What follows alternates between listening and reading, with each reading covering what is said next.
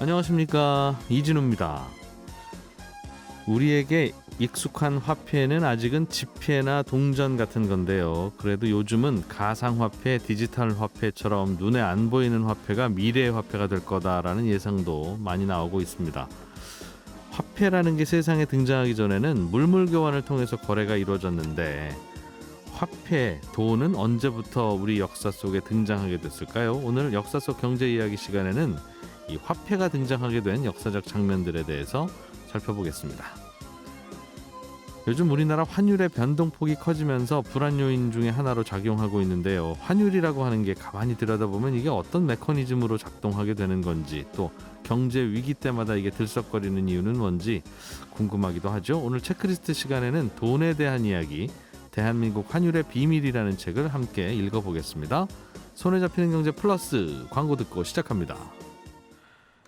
세상 걱정의 99%는 사실은 돈과 관련 있는 걱정인 것 같습니다. 언제부터 돈이라는 게 생겼고 그 돈을 벌겠다고 우리가 살아가는 게 언제부터였을지, 오늘 역사 속 경제 이야기 시간에는 정작 우리가 잘 모르는 화폐의 역사를 한번 들여다보겠습니다. 역사 스토리텔러 썬킴 씨 나오셨습니다. 어서 오십시오. 안녕하십니까. 돈 걱정 많다고 하니까 돈이 그러더군요. 자기 걱정하지 말라고. 당신부터 걱정하라고. 그러니까요. 돈은 잘 있다고요. 예, 썬킴 선생님과 저도 오늘 지금 돈 벌러 나와 있죠? 출연료 그렇죠. 네, 돈 벌어야죠. 네. 네. 자, 처음에는 돈이라고 하는 게 세상에 없었을 텐데. 없었죠. 그 돈이란 거가 일단 개념이 처음 생기기 전에 네. 우리가 이전에 말씀드렸던 그 메소포타미아 같은 문명, 그러니까 정착 생활이 시작되면서 이제 그때부터 농사를 지었지 않습니까? 네. 농사를 짓다 보면은 어느 순간 이제 잉여 생산물이 나와게 되겠죠. 그렇겠죠. 그렇겠죠. 당장 오늘 일 안 해도 먹고 살 수 있는 뭔가가 있겠죠. 뭔가가 나오겠죠. 예. 뭐 보리를 더 생산한다든지 밀을 더 생산한다든지. 네. 근데 저쪽에서 보니까 우리가 필요했던 과일을 더 갖고 있다 하면서 자연스럽게 이제 물물 교환이 이제 시작이 됐는데, 뭐 이건 다 여러분 학교에서 배우셨을 거예요. 예. 그런데 이제 물물 교환의 단점이 뭐냐면은 이 가치가 똑같은가 아닌가를 어떤 기준으로 판단하냐. 내 생선 2마리가 저쪽에 쌀 1대와 똑같은 가치인가? 이걸 누가 판단하냐? 이게 문제가 되는 거예요. 서로 오케이 되는 순간 뭐 이루어지는 서로 이제 상호 이제 오케이가 되면 되는데, 네. 이게 약간 대규모로 거래가 되다 보면 기준점이 없는 거예요. 그래서 이 기준점이 될 수 있는 뭐가 없을까라고 고민을 하다가 금속 가지고 기준점을 만들자라고 생각을 한 것이 이제 기원전 600년경에 네. 지금의 터키 지방에 있던 리디아 왕국에서 공식적으로 은을 찍어가지고 똑같은 이 양의 은을 찍어서 이거를 가치를 얼마큼 부여할 테니까 이거로 이 교환 수단으로 써라라는 것이 인류 최초의 일단은 뭐라고 할까, 주화라고 기록이 돼 있습니다. 사실상 약속이거나 외상이네요. 그게 또 왕이 또 보증을 해줬거든요. 리디아 왕국의 왕이. 그러니까 그 받아들여졌겠죠. 거기 터키 지방이 지금도 여러분 지도를 한번 펼쳐보시면 아시겠지만 유럽과 그리스와 또 아시아의 약간 교역 중간지대거든요. 그래서 교역이 상당히 발달을 해가지고, 좋게 말하면 중심지고, 중심지죠. 나쁘게 말하면 어정쩡하고. 지금 터키를 욕하셨나요? 아니, 동양도 아니고 서양도 아니고. 참, 요즘은 또 터키라고 하면 안 되거든요. 튀르키예. 튀르키예. 국어로 바꿨습니다. 그 나라 발음이었나 봐요, 그게. 뭐 그렇다고 하대요. 그래서 지금 그 터키 지방이 교역의 중심지다 보니까 예. 이제 부가 쌓였겠지요. 그래서 그 리디아 왕국 국왕이 자자자자자 이 동서양 교역을 하실 때 나 리디아 왕국의 국왕이 보증해주는 이 은덩어리를 가지고 서로 왔다 갔다 물물 교환을 하시오. 이것이 일단은 주화의 시작이었는데, 예. 약간 원시적인 주화 형태였어요, 솔직히요. 근데 공식적으로 우리가 말하는 주화, 은화라는 게 역사에 등장한 것이 이제 우리가 말하는 뭐 그리스, 아테네, 스파르타, 드라쿠마라는 이 은화가 네. 역사 속에는 첫 공식 주화로 기록이 되어 있습니다. 드라크마라는 곳이? 드라크마가 이제 그리스어로 한 꼬집이란 말이거든요. 요 정도 양의 은으로 만든 주화. 한 줌? 뭐 한 줌, 그렇죠. 그런 의미죠. 한 줌의 은 양으로 만든 주화라는 말인데, 기억하시겠지만 그 그리스가 이제 그 유럽 연합 들어가기 전까지만 하더라도 유로화 쓰기 전까지만 하더라도 그리스의 주 화폐 단위가 드라쿠마였어요. 네. 그게 거기서 나온 거죠. 그게 몇 년 전입니까 하면 대략 몇 년 전입니까? 그게? 기원전 1000년에서 500년 사이죠. 지금으로부터 약 한 길어야 3000년. 3000년. 아, 근데 그 당시 이제 드라쿠마 같은 경우에는 이제 그리스 도시 국가 내에서만 이제 통용이 되는 그런 주화였는데 네. 빵! 전 세계적인 통화가 드디어 등장을 합니다. 그 이후에 그 이후에 누가 그런 걸 만들어서 쓰라고 강요를 해요? 네로가요. 아, 로마 좀 큰 나라에서. 큰 나라에서 지중해 패권 이제 그 카르타고와 포에니 전쟁을 이제 승리를 이끈 다음에 지중해 패권을 잡은 이 로마 제국이 은화를 찍어내요. 데나리우스라고. 데나리우스가 드라크마 다음에 돈의 단위였어요. 그럼 그것이 로마 제국의 은화 단위였거든요. 좀 단위치고는 기네요. 27 데나리우스입니다라고 하면 줄여가지고 되나? 아, 이거 되나? 되나? 예, 그렇게 불렀겠네요. 네, 예. 아니 근데 이 데나리우스라는 이제 이제 로마 이 화폐 은화 단위가 아직도 남아 있어요. 지금 그 흔적이. 네, 라틴 국가에서 이 돈을 디네로라고 하거든요. 네. 그 디네로가 이제 데나리우스에서 나온 거예요. 아예 돈 자체가 된 거죠. 그건 또 우리나라 말하고 얼핏 비슷하네요. 데나나 돈이나 얼핏 유사하지 않습니까? 그런 한번 학설을 한번 주장을 해보시는. 이제 생각났네. 그 말씀하신 김에 네. 그 드라쿠마라는 은화를 찍어내는 조폐소가 있었겠지요 그리스에. 그 조폐소 이름이 모네타예요. 아 거기서 머니가 거기서 왔어요? 머니가 나온 거예요. 근데 참 이쪽 그 서양에서는 은을 가지고 이 화폐를 찍었던 반면에 동양에서는 그 당시에 약간 더 이제 기원전으로 돌아가지만 고대 이제 하상주 국가에서 이제 상나라에서 이제 그 상업이 많이 발달했지 않습니까? 네. 그래서 상인이라고 하고 상업이라고 하는 것처럼 상나라의 상은 그 상은 아니죠? 그 상이에요. 그 상이에요? 그러니까 하상주에서 원래 예. 그 하상주였는데 이 상나라가 주나라한테 망하잖아요. 예. 망한 다음에 이 상나라의 유민들이 신분이 급격하게 떨어져요. 네. 그래서 할 게 없어가지고 장사를 하기 시작하거든요. 그래서 상나라 사람들이 하는 일을 상인이라고 한 그렇죠. 거예요? 그래가지고 상나라 유민들이 하는 직업에서 상업이 되고 그 사람들의 상인. 그걸 그래서 장사라고 했군요. 그게. 장사하자. 와, 처음 알았습니다. 아이, 감사합니다. 제가. 근데 이 상나라 같은 경우에는 그 돈 이 뭘 썼냐면 조개를 썼어요. 조개 껍질. 조개 껍질. 예. 많은 분들이 아니 그 조개 껍질 흔해 빠진 걸 무슨 그걸 돈으로 쓰냐라고 하시는데 상나라의 위치가 지금 황하의 거의 상류 지역에 위치하고 있었거든요. 그래서 바닷가에서 나는 조개 껍질은 굉장히 귀했어요. 아하, 누구나 가서 주워올 수 없는. 누구나 가서 주워오면 돈이 될 수가 없죠. 그렇겠죠. 저기 지금 그러니까 우리로 치면 서해고 그쪽으로 치면 뭐 바레만 쪽 되겠지요. 네. 거기서 가져온 조개 껍질이 모양도 일정하고 뭐 쉽게 얻을 수도 있는 것도 아니고 그거 가지고 이제 화폐를 썼는데 네.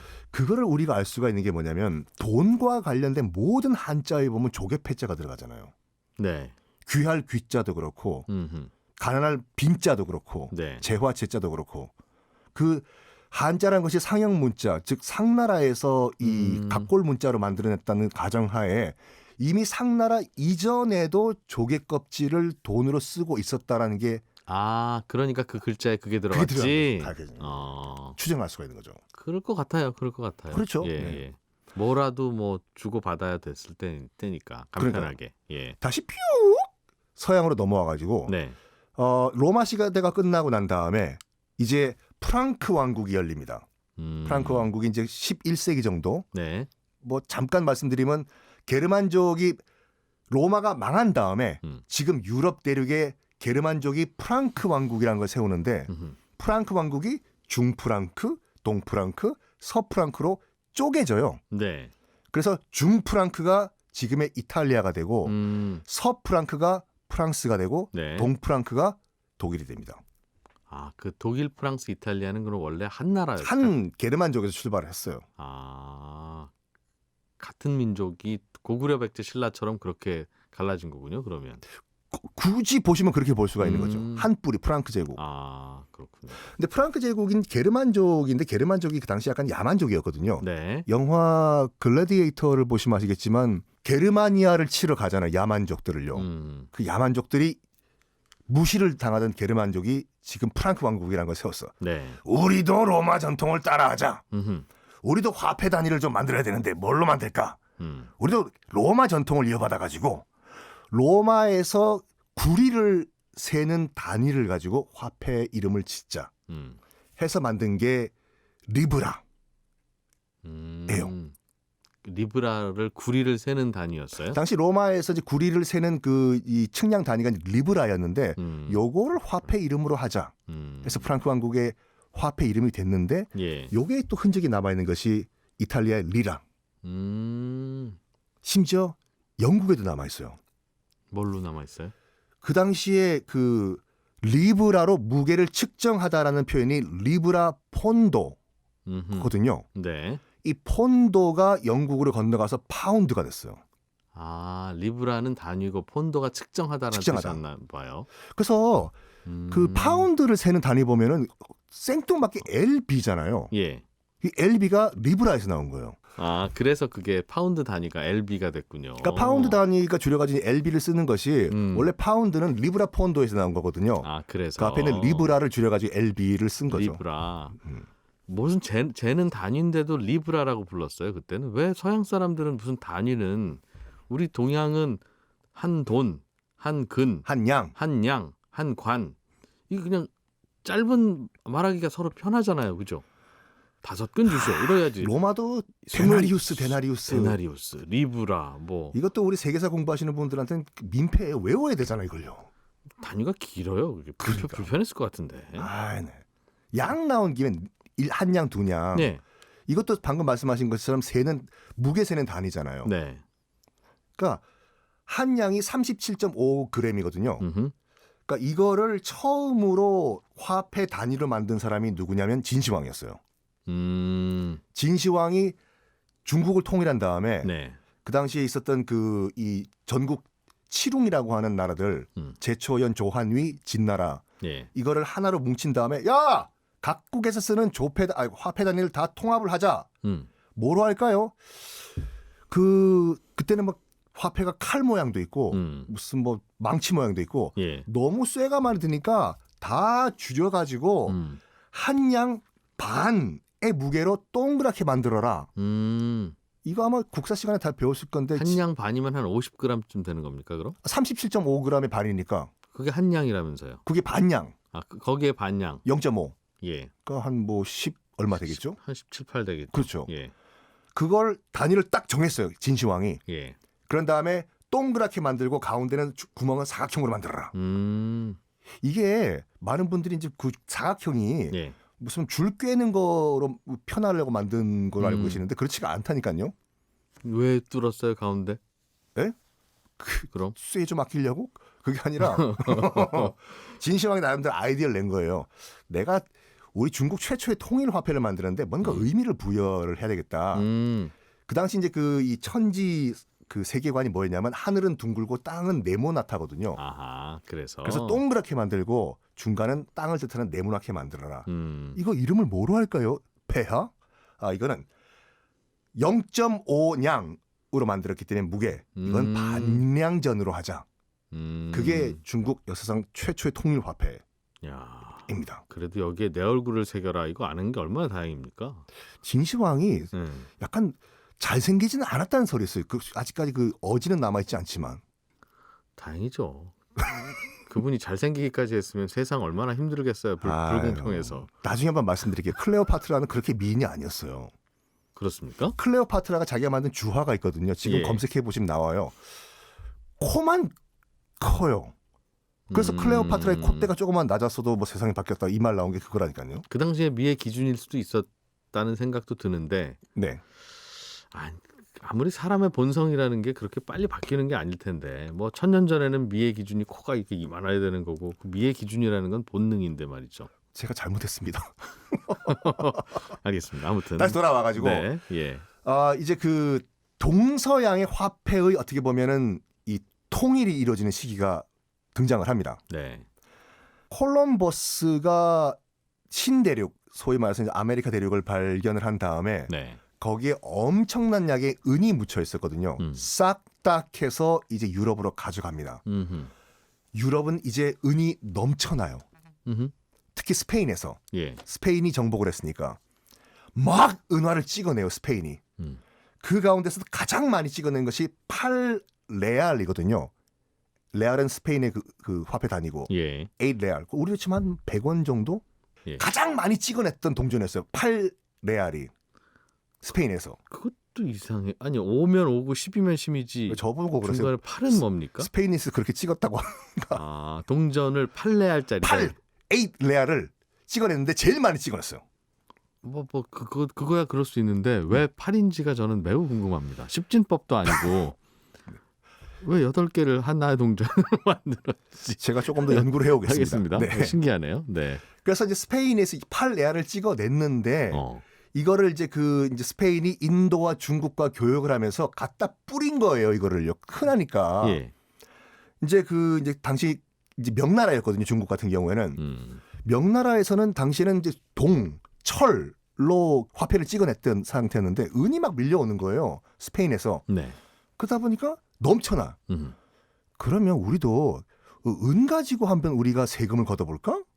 은이 넘쳐나니까 특히 8레알 동그란 거. 그래가지고 만들어낸 것이 우리가 세계사 시간에 배웠던 그 명나라의 그 장거정이라는 재상이 네. 앞으로 모든 명나라의 세금은 다 은으로 통일한다. 흔해 빠지니까 그 유명한 1조 편법이 거기서 나온 거예요. 은으로 내라. 다 흔해 빠진 은으로 다 세금 내십시오. 소도 필요 없고 다 필요 없어. 비단도 필요 없고. 그때까지는 현물로 공물 방식으로 세금을 냈나 봐요. 은으로 내라. 1조 편법. 그럼 은을 우리나라 공식 화폐로 쓰겠다는 뜻이네요. 그게. 그렇죠. 그리고 또 뭘 했냐면은 이거 이름을 뭐라고 지을까? 8레알을 동그라니까 원으로 하자. 이게 동아시아의 우리나라의 원, 일본의 엔, 중국의 위안의 시초가 이 8레알. 동그란. 그러면 그쪽 서양에서 넘어온 8레알짜리 동전을 그냥 썼어요? 일단은 그거를 썼어요. 그대로. 은화를. 중국에서는 이상하게 만들어내지 않았어요. 그러니까 그만큼 흔해 빠졌다는 건데 네. 문제는 또 하나가 발생을 합니다. 은광이 또 터졌어. 어디서? 이번에는 유럽 대륙 안에서요. 어허. 지금의 독일 보헤미아 지역에 있는 요함 히스탈이라는 계곡에서 빵! 은이 터져버렸네. 예. 거기 스페인 신대륙과 비슷한 양의 엄청난 양의 은이요. 요함 히스탈에서 캔 은 가지고 너무 길잖아요. 이게. 그 은 이름 뭘로 할까? 요함 히스탈? 아, 좀 이름 좀 짧게 좀 지어요, 좀. 거기 유럽인들도 그렇게 생각을 했는 것 같아요. 예. 요함 히스탈에서 나온 은이라고 해서 네. 요함 히스탈러라고 하자. 아하. 그것도 길다. 뒤에만 잘라 쓰자. 탈러. 아하. 이게 달러의 유래는. 뒤쪽에서 썼군요. 네. 그 요즘 우리가 쓰는 그 기축 통화가 요함이 됐을 수도 있고 그럼. 그때 앞에 잘랐으면 요함. 아, 그랬을 수도 있고. 오늘 요함 대 원화 환율은 원요함 환율이 됐을 네. 수도 있는. 저기 이 요함만 주세요. 그래가지고 이제 그 요함 히스탈러 가지고 이제 스페인 8레알을 찍어내기 시작을 했어요. 이제 마침 그때가 스페인이 이제 이제 신대륙을 개발했던 상태였지 않습니까? 당연히 이제 8레알을 신대륙에도 뿌리기 시작했는데 네. 당시 이제 그 영국의 식민지였던 나중에 미국이 되는 그 13개의 대서양에 있던 영국 식민지에서도 8레알을 썼어요. 스페인에서 갖고 온 예. 8레알을 퉁쳐가지고 이거 단위를 뭐로 할까? 그러니까 유럽에서는 이미 탈러란 그 단위가 네. 은화의 뭐 공통 대명사가 됐으니까 우리는 쉽게 이 8레알을 영국 식민지에서는 원 탈러라고 하자. 그래서 지금의 미국의 돈 단위가 달러가 됐다. 됐습니다. 오늘은 다 재밌고 하나만 궁금하네요. 뭐요? 8레알. 왜 8개를 하나로 묶었을까? 참 혹시 신기하다. 주한 스페인 대사관 관계자 여러분이 이 방송 듣고 계시면 제보를 좀 주시면. 진짜 저도 궁금하네. 진짜 사고방식 독특해요. 저도 궁금하네 진짜. 우리나라에서 자 800원짜리 동전을 만들기로 했습니다라고 하면 네. 이상하네 정말. 왜 아니 1,000원짜리도 아니고 500원짜리도 아니고 왜 800원짜리를 만드나요? 라고 당연히 질문했을 텐데 스페인 대사관 관계자 여러분들, MBC 제보 좀 부탁드리겠습니다. 하기야 뭐 그 당시 왕이 나는 숫자 8이 제일 좋아. 나는 파리 좋아. 그래서 프랑스의 수도가 파리. 역사 스토리텔러 썬킴 씨였습니다. 고맙습니다. 감사합니다. 예, 1부 여기서 마무리하고 저는 2부로 바로 이어가겠습니다. 예, 오늘은 또 돈 이야기로 계속 이어가게 되네요. 오늘 체크리스트 시간에는 대한민국 환율의 비밀이라는 제목의 책을 함께 좀 읽어보겠습니다. 우리가 환율, 뭐 외화 이러면 자주 듣기는 하는데 정확하게 개념은 잘 안 잡히는 대표적인 주제 중에 하나죠. 김치형 경제뉴스 큐레이터와 함께 들어보겠습니다. 어서 오십시오. 네, 안녕하세요. 오늘 책 제목은 대한민국 환율의 비밀이라는 책인 네. 것 같은데 비밀도 실제로 조금 들어 있고요. 약간 우리만 조금, 가지고 있는 뭐 특징, 눈길 끄는 제목이네요. 네, 일부러. 그리고 예. 잘 일반인들이 알지 못하는 환율과 관련된 이야기 이런 것들도 조금 있고요. 예. 그리고 그 전반적인 내용은 환율이 형성되는 원인들에 대한 것들을 다 비밀 첫 번째, 비밀 두 번째, 비밀 예. 세 번째 영향을 미치는 것들을 이렇게 분석해 놓은 책이다 이렇게 보시면 될 것 같고요. 최근에 이제 워낙 금융시장이 좀 많이 흔들리고 또 원화 환율도 지금 약세를 강하게 보이고 있거든요. 오늘도 지금 1,305원대 달러당 환율이 나오고 있는데 어제는 1,311원까지 갔었어요. 환율이 오르고 원화 가치는 떨어지고. 예, 그러니까 네. 이제 달러 강세가 강하게 나오는 것이죠. 그래서 환율과 관련된 책이 눈에 들어와서 한번 읽어보고 또 재밌는 내용 전해드리려고 가져왔습니다. 예. 어떤 내용이 좀 책에 재밌게 보이던가요? 제가 이 책을 쓰신 분이 기자 출신이거든요. 예. 그러니까 기자 출신으로 시작해서 외환과 관련된 취재를 굉장히 많이 하신 분, 그다음에 해외에서도 외환과 관련된 공부를 하신 분 최기혁이라는 작가인데 예. 읽으면서는 몰랐는데 들어오면서 검색을 해보니까 지금 연합인포맥스 사장님이 되셨네요, 이분이. 네. 승진.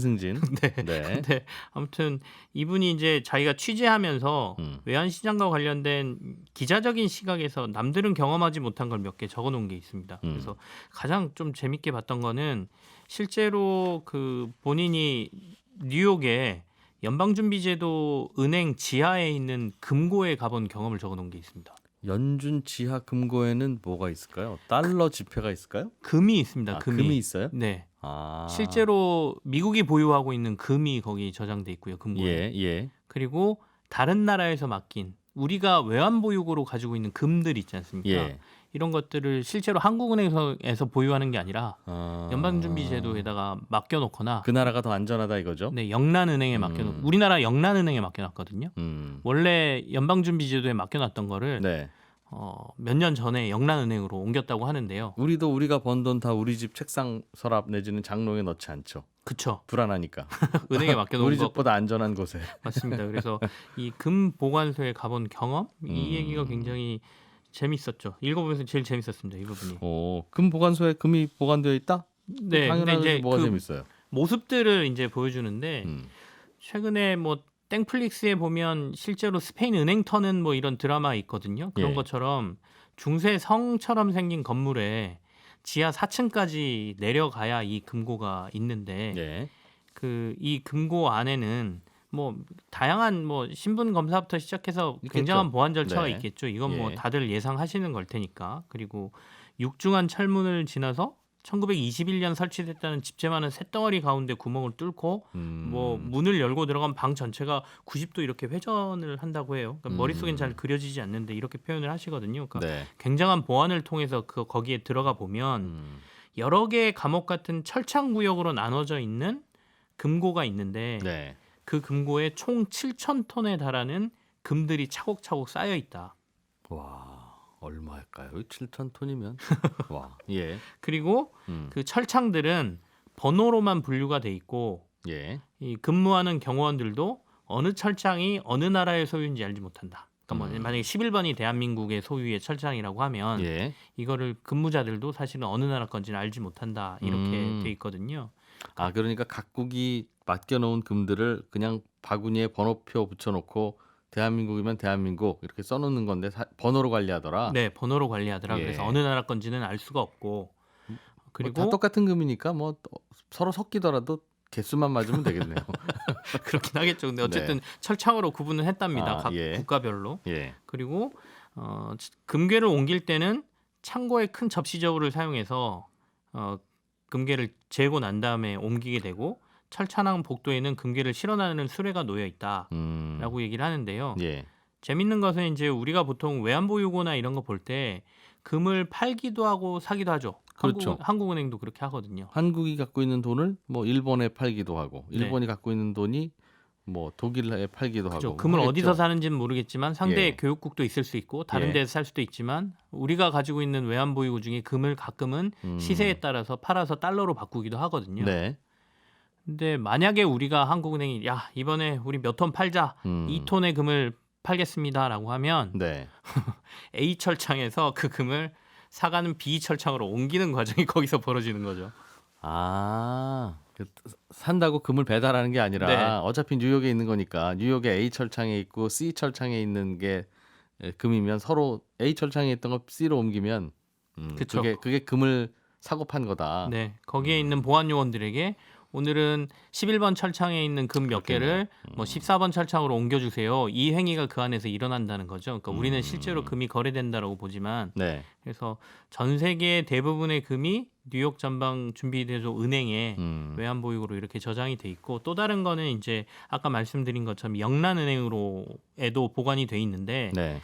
한국은행이 1990년도에 연방준비제도에 있던 은을 영란은행으로 옮겼다고 하고요. 그 이유는 런던 금시장이 뉴욕보다 유동성이 높고 다른 중앙은행은 보통 이 은행을 보관할 때 그 부대 수수료 같은 걸 이제 받는데 이쪽이 부대 수수료나 혹은 잠깐 빌려주는 데 있어서 수입이 훨씬 높아서 네. 한국은행은 연방준비제도에 있는 은을 연란은행으로 옮겼다 이렇게 얘기를 하네요. 보관 수수료가 좀 싸니까. 네네. 영국은 워낙 그 동네 금융시장이 많으니 잠깐 금을 빌려서 공매도 하는 세력도 있을 수 있고 네. 자주 누군가가 쓰면 사용료 받는다는 말이군요. 근데 이제 좀 궁금한 사안이 생기지 않습니까? 그러면 왜 얘네들은 이렇게 수수료도 굉장히 싸다고 하거든요. 보관하는 수수료. 심지어 이 뉴욕 연방준비제도가 가지고 있는 금은 거의 수수료를 안 받는다고 하는데요. 네. 그러니까 그런 이유는 뭘까? 만약에 글로벌 금융시장에 정말 큰 위기가 터져서 뭔가 큰 사고가 터지면 네. 결국엔 사람들이 화폐로 사용할 수 없는 것. 그러니까 네. 우리가 위기가 터지면 금을 찾지 않습니까? 안전자산이 달러하고 금을 찾는데 달러마저 위기가 왔을 경우에는 금밖에는 화폐로 사용할 수 있는 게 없기 때문에 예. 그거를 쥐고 있는 나라, 그 나라가 결국에는 기축통화에 모든 걸 다시 쥘 가능성이 높겠죠. 그러니 보면은 미국하고 영국이 이걸 어떻게든 쥐려고 하고 있는 거다라는 해석이 가능할 것 같습니다. 매우 설득력 있는 이야기인 게 우리도 그냥 우리한테 보관하고 있으면 뭐 지금이야 전쟁의 위협이 많이 사라졌다고는 하지만 몇십 년 전만 해도 우리는 전쟁터였잖아요. 네, 그때 남침 6.25 때 남침이 있었을 때 한국은행에 있는 금 빨리 안전한 곳에 옮긴다고 막 리어카로 실어 나르고 막 그랬다고. 네, 네. 그러니까 한국 땅에 두면 안 되겠다는 생각은 하는 것까지는 뭐 이해는 되는데 그렇다고 그게 영국이나 미국에 가 있으면 그렇죠. 금이라고 하는 건 평소에는 어차피 안 필요하잖아요. 평소에는 맞습니다. 달러 갖고 있으면 되고. 네, 네. 그런데 달러를 갖고 있는 게 이리저리 불안하고 뭐 하니까 정말 유사시에는 금이 필요할 거라고 생각해서 갖고 있는 게 금인데 그럴 텐데 유사시에는 다른 나라에 있는 금이 과연 우리 금으로 쳐줄 수 있냐. 이게 이번에 러시아에서도 문제가 좀 된 거죠. 러시아가 해외에 맡겨놓은 달러들, 예. 그러니까 은행에 보관한 금부터 시작해서 이런 것들이 러시아의 어떤 금융 제재나 이런 것 때문에 러시아가 뺏었을 수 없는 상황이 벌어지잖아요. 그래서 이런 것들은 결국엔 정말 위기가 왔을 때 뭘 쥐고 있느냐가 그 나라에 굉장히 중요할 텐데 미국은 연방준비제도 밑에다 이렇게 금을 아까 말씀드린 대로 7,000톤 이렇게 쌓아놓고 있다라는 거. 그리고 네. 실제로 그 광경을 본 걸 여기 서술돼 있는 게 좀 재밌게 느껴졌죠. 진짜 사고 팔면 근데 금을 바구니로 옮기긴 옮기나 보네요. 예, 옮기긴 옮긴답니다. 조금만 머리를 쓰면 굳이 그것도 옮기지 않고 네, 그냥 장부에다가만 적어놔도 똑같은 건데 네. 같은 금이라면 알겠습니다. 또 어떤 얘기가 있습니까? 그리고 외환 시장에 대한 설명도 좀 있는데, 그러니까 우리가 이제 제가 그 환율이 오르고 내리는 거는 전문가가 아니기 때문에 이 책만 보고서 원달러 환율이 앞으로 어떻게 될 거다 이런 말씀을 드리기는 힘들고요. 외환 시장에 대한 여러 가지 재밌는 얘기랑 이해를 좀 해보는 게 좋을 것 같은데, 우리가 주식은 한국거래소가 있지 않습니까? 네. 거래소는 여의도에 있죠. 서울 여의도에 위치하지 않습니까? 본사는 부산으로 내려갔고. 네. 예. 그러면 서울 외환시장은 어디에 있죠? 아, 외환시장? 네, 생각해 보셨어요? 외환시장은 한 곳인가요? 하나인가요? 하나겠죠? 외환시장은 딱히 거래소처럼 예. 장소가 없습니다. 그러니까 실체하지 않아요. 그러니까 어떤 공간 방이나 무슨 홀에서 거래하는 게 아니라 네네.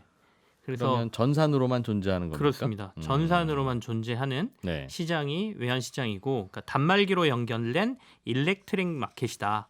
가상의 공간에서의 어떤 거래가 서울 외환시장이라는 거고요. 이미 주식거래소도 그렇게 됐죠.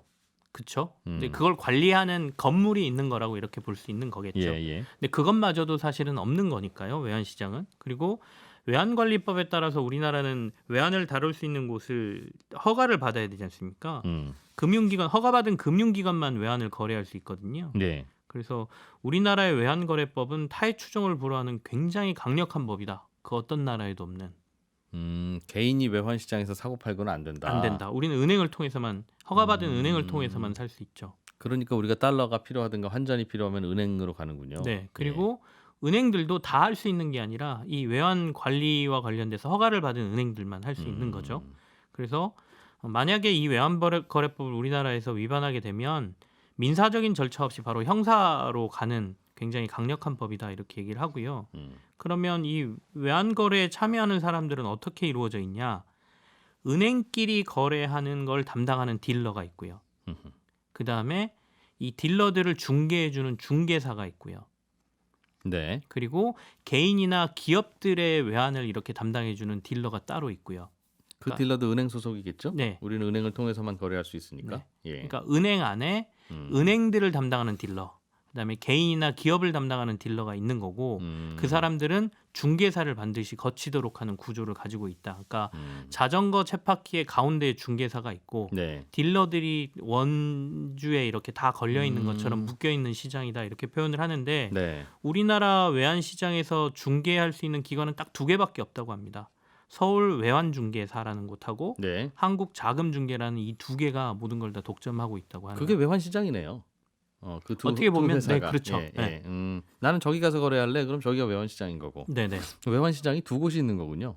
그렇게 볼 수 있겠습니다. 네. 그래서 이 예전부터 그래서 계속해서 이 외환중개사를 늘려달라는 요구를 하고 있는데 네. 그러니까 우리가 이제 고정환율제에서 변동환율제로 바꾼 이후에 시장이 좀 개방이 됐지 않습니까? 예. 그러면서 이제 중개사를 좀 늘려야 된다라고 주장을 하고 있는데 고려하고 있다라고 금융당국은 얘기하지만 20년 넘게 아직까지 늘지 않고 2개만 독점을 하고 있다 이렇게 얘기를 하네요. 그래서 중개기관들도 전산망하고 전화를 통해서 네. 뭐 오늘 얼마인데 얼마 살래 팔래 이렇게 하면서 거래를 하고 있다라고 합니다. 그게 우리 가끔 드라마에서 보는 외환 딜러들의 딜링룸이죠. 네, 그렇습니다.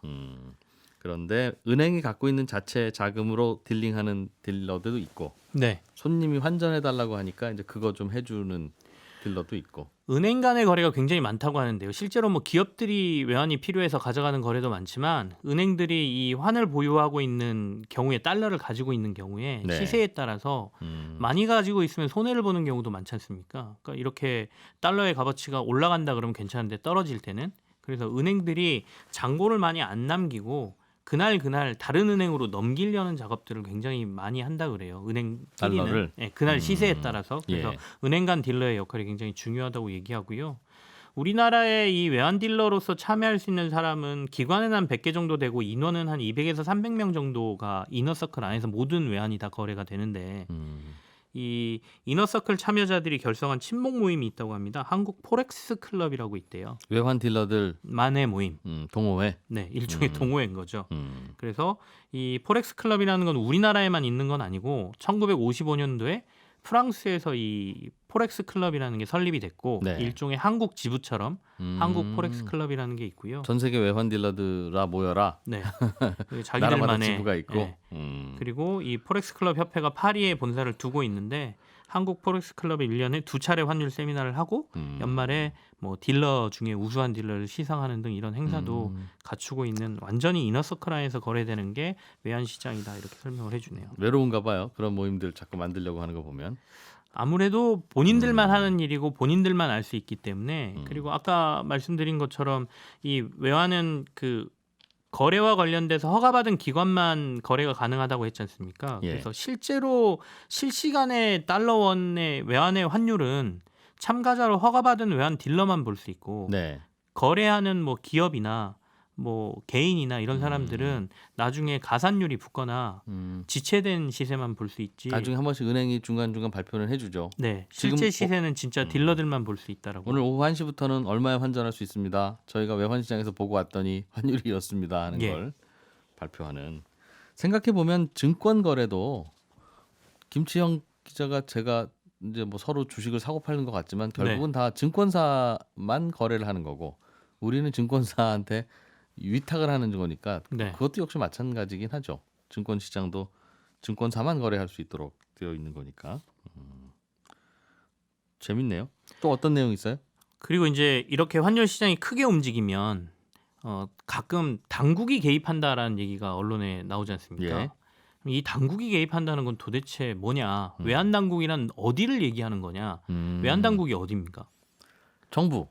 정부 죠 그쵸. 아, 과연 근데 농림 분야 혹은 뭐 국토 분야 그죠. 어디냐? 네네. 그리고 좀 더 구체적으로 나오는데 정부 예. 부처는 이제 기획재정부겠죠. 당연히 외환 쪽이니까요. 기획재정부, 국제금융국, 외화자금과 네. 여기가 실제 당국이다. 음. 거기서 하는 거고 더 구체적으로 들어가면 외화자금과 사무관, 그러니까 세종시청사에 하루 종일 모니터링을 하고 있는 이 사무관, 예. 이 사무관이 사실상 모든 걸 결정한다. 그 모니터를 보면서. 이 사무관이 예를 들면 달러를 좀 팔아서 환율을 떨어뜨려야 되겠습니다 하면 전화기 들고 뭐 100개 파세요. 위에 보고는 하겠죠. 지휘 라인이 있으니까. 예. 지휘 라인은 뭐 부총리 차관, 금융 담당 차관보, 국제금융과장, 외환자금과장 담당 사무관 이렇게 네. 보고 체계는 돼 있는데 굉장히 빠른 보고 체계여서 만약에 그렇게 위급한 상황이 나오면 위로 후루룩 보고를 하고 그래서 결국에는 그러면 팔고 사는 건 어디서 하느냐? 한국은행에서 한다. 한국은행이 결국에는 모든 환율 정책이라든지 통화나 금리 정책은 한국은행에서 하기 때문에 그러니까 기획재정부가 주도를 하고 네. 한국은행과의 공조를 통해서 시장에 개입하게 되는데 한국은행이 달러를 갖고 있나 봐요, 그럼? 그렇죠. 외환 보유고는 한국은행이 관리하지 그럼 않습니까? 기재부가 파십시오라고 한국은행에서 또는 사십시오라고 한국은행이 얘기하면 한국은행이 그 얘기를 듣고 그럼 시중은행에 전화해서 그죠. 맞습니다. 팔랍니다, 사랍니다 네. 이렇게 전한다는 실제 거. 은행들을 통해서 달러를 매도하거나 아. 사들이는 행동은 한국은행이 한다. 이런 얘기가 되겠죠. 급한데 바로 은행에 전화하면 될 것 같은데. 어차피 결정한 내용이라면. 그래서 직접 비상시에 직접 달러를 풀거나 매입하는 거는 한국은행 국제국 외환시장팀에서 이제 하게 그쪽에서? 되는데 여기가 굉장히 보안이 강해서 자기도 취재하면서 제대로 들어가 보지 못한 곳이다라고 얘기를 합니다. 얼핏 들은 얘기가 저도 하나 있는데 네. 전화기를 들으면 이제 그쪽 은행에서도 전화를 받을 거 아니겠습니까? 네네. 근데 한 라인이 있대요. 그러니까 이 전화기는 한국은행에서만 오는 전화기. 아 그렇죠. 그리고 담당 직원도 당연히 있겠죠. 네. 그러니까 전화기를 들기만 하면 그쪽에서도 확 바로 든다는 거예요. 네. 빨리 달러를 사고 팔고 해야 될 테니까. 중요한 전화일 테니까. 그런데 이제 한국은행에서는 가끔씩 전화기 유선 전화니까 선도 꼬이고 하니까 잠깐 풀려고. 들었다가 살짝 네. 풀기도 하고 이런 것도 해야 되는데 네. 들기만 하면 그쪽에서 긴장하고 받는 바람에 네. 퇴근 다 한 다음에 밤에 이 전화기 선 듣고 뭐 그렇게 한다고. 근데 지금이 굉장히 아까 그 한라인 앞에서 이렇게 긴장하면서 있을 시기입니다. 달러 강세 워낙 강하게 나오고 금융시장이 심하게 움직이고 있기 때문에 약간 저희가 웃으면서 얘기를 했지만 원화의 안정이 지금 필요한 시기거든요. 주식시장도 크게 흔들리고요. 1,300원 넘어가는 환율은 오늘도 계속 그 위쪽에서 노는 것 같은데 네, 지켜봐야죠. 예. 김치형 경제뉴스 큐레이터였습니다. 고맙습니다. 네 감사합니다. 네, 손에 잡히는 경제 플러스 여기서 마무리하겠습니다. 점심들 맛있게 드시고 저는 내일 아침 8시 30분에 손에 잡히는 경제에서 인사드리겠습니다. 이진우였습니다. 고맙습니다.